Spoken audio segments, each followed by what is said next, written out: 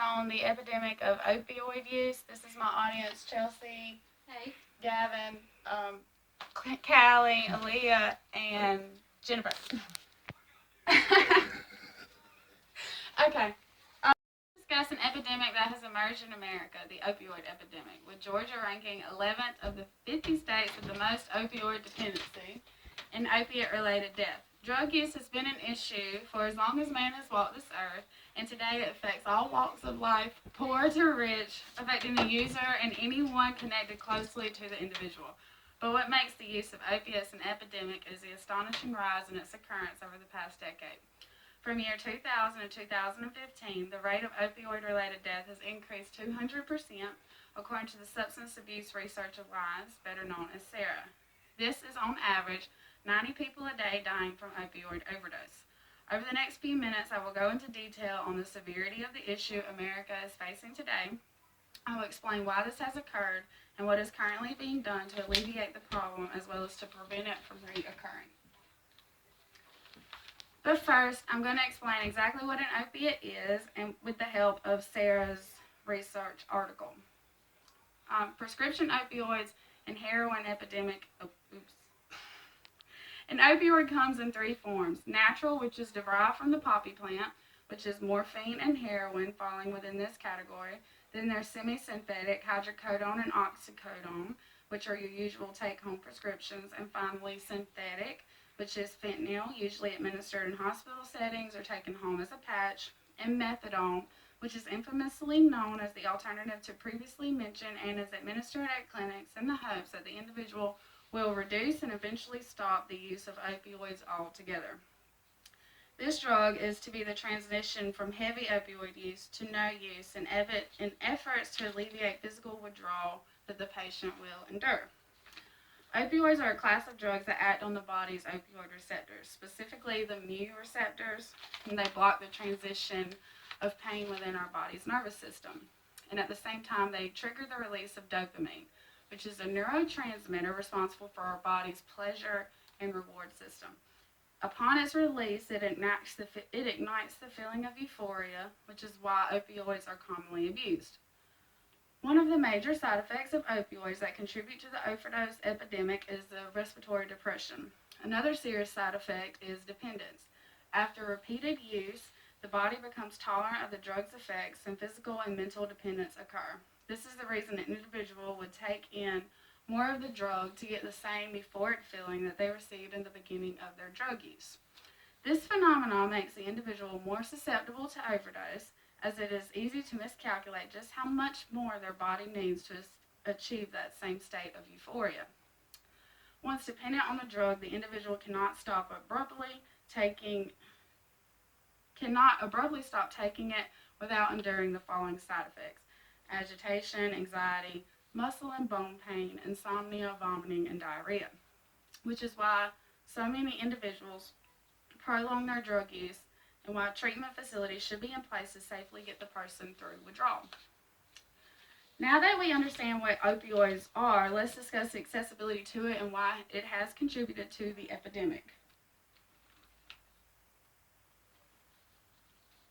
Okay, so according to Laxmaha's article, Opioid Epidemic in the United States, efforts to increase opioid use in a campaign touting the alleged undertreatment of pain continue to be significant factors in the escalation of prescriptions and opioid analgesics. Opioids are prescribed at alarmingly high rates in America for those experiencing chronic pain, and stronger doses are prescribed to cancer patients as well as those who have endured accidental injuries such as motor vehicle accidents. The issue that healthcare providers are finding is prescribing safely to those who are in need of the drug. As a nurse, I can tell you that in nursing school, we were taught pain is whatever the patient says it is. With that foundation to practice in mind, the customer is always right, and healthcare providers are not to minimize the patient's perception of their pain. Many patients have taken advantage of this healthcare practice and subsequently go to physicians' offices and ERs with complaints of pain in the form of drug seeking. Sarah, of previously mentioned, illustrates the following as the highest propensity for opioid abuse. Those who are involved in doctor shopping, receiving overlapping prescriptions from multiple providers and pharmacies, taking high daily doses of prescription pain relievers, having mental illness and a history of misuse of substances, being of low income status, and living in rural areas. According to the Center for Disease Control and Prevention, people at highest risk for heroin addiction are those addicted to prescription opioid painkillers, cocaine, marijuana, and alcohol. People aged 18 to 25, and those living in large metropolitan areas and not having health insurance. We just differentiated between prescription opioid users and heroin users. Although both drugs fall under the same class, one carries a higher stigma than the other, heroin. Here I will briefly discuss the relationship between prescription opioids and heroin and the transition individuals take between them. Prescription opioids are usually what individuals ingest first, but to get one's hands on them can become cumbersome. As I previously mentioned, doctor shopping and repeated visits to the ER will eventually get an individual red flagged from organizations like the Prescription Drug Monitoring Program.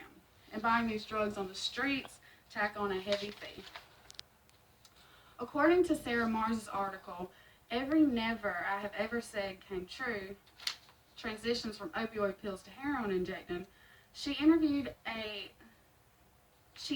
patient that she interviewed an opioid patient. He stated that an Oxycontin pill ran about $40, whereas heroin of similar amount ran approximately $10. It doesn't take much to transition when both drugs have similar effects. And this is shown from Sarah's research. About 80% of heroin users reported using prescription opioids for non-medical reasons before using heroin. So now I'm going to throw a couple of statistics at you to help you understand the significance of the epidemic. Of 1,300 overdose deaths in 2015 in Georgia, 900 or 88% were due to opioids.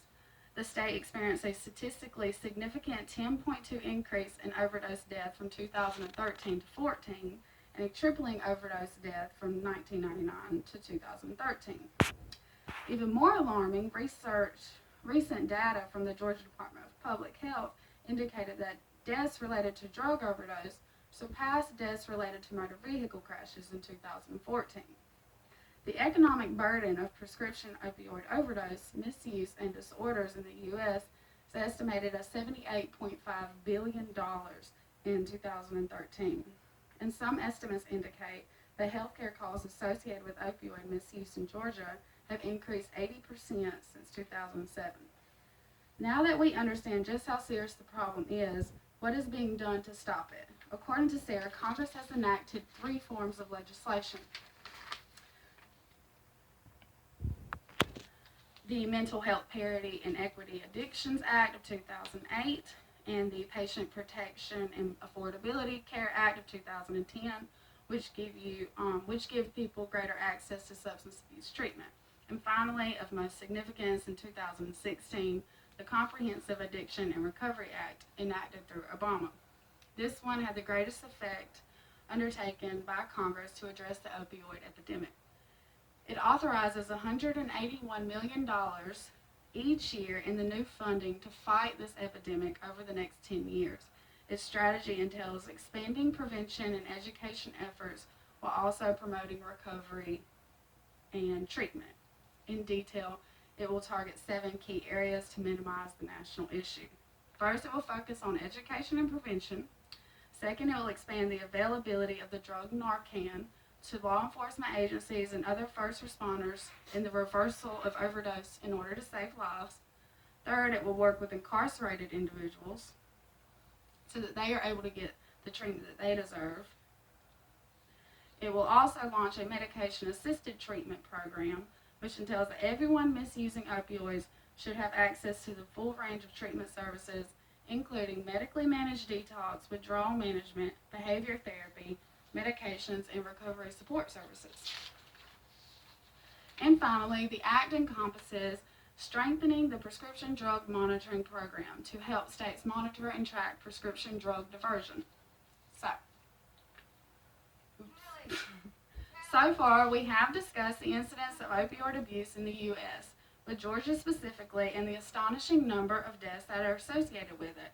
Some may say, to each his own, let them live their lives to their liking, but when hundreds of thousands of lives are being taken to irresponsible prescribing, lack of knowledge to the potency of the drug, and untreated and undiagnosed mental disturbances leading up to these catastrophes, then something needs to be done. These victims should not be put into the category of junkies or deserving of their fate. The previously mentioned initiatives need to be taken seriously, and education needs to be spread throughout all communities in order to give awareness of the issue at hand and to make prevention and treatment options known.